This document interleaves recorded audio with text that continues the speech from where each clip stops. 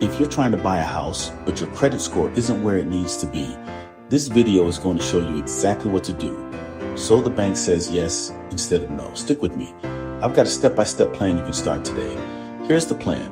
Pull reports, fix negative items, lower card utilization, then apply with confidence. My name is Dr. Corey D. Benson, and on this channel, Credit Comeback, I help people fix their credit, get out of debt, and build wealth. Today, I'm going to walk you through exactly what lenders are looking for and how you can position yourself to get approved for a home. This works whether you're starting from scratch or cleaning things up. Grab a notepad. By the end, you'll know exactly what to do next. Before you even think about applying, you need to know your credit score, your debt, and your payment history. Pull your credit report from all three bureaus. Know your score, aim for 620 plus minimum. 680 plus is better. Check for errors. They're more common than you think. Use annualcreditreport.com for official reports. Download each one as a PDF and save the date. Focus first on payment history, late payments, collections, charge-offs. Make a quick list. Now your numbers. Total balances, total limits, and your utilization on each card.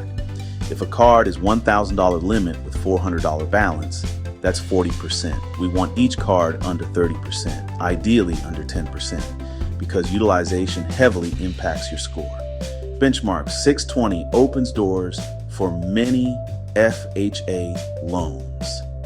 680 plus gets better rates and smoother approvals. If you're below 620, don't panic. We'll raise it. If you're close, we'll polish it. Document everything. We're building a clean, verifiable story the underwriter can trust.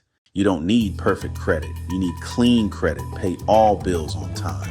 This is huge. Set auto pay for minimums and calendar alerts for due dates. Lower your credit card balances. Get under 30%, ideally under 10% on each card. Target the smallest balances first to flip multiple cards under 30% quickly. Dispute incorrect items with the bureaus. Provide proof, statements, emails, payment confirmations.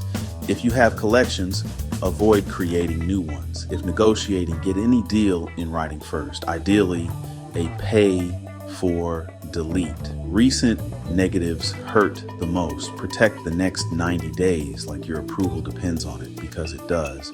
If you're maxed on one card and low on another, shift a bit of balance to even out utilization.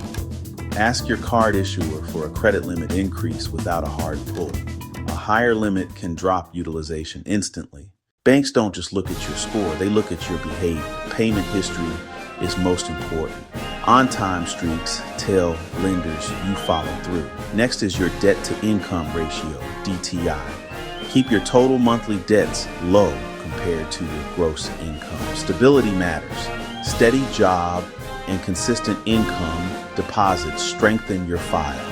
Credit utilization shows restraint. Lower balances equal lower perceived risk.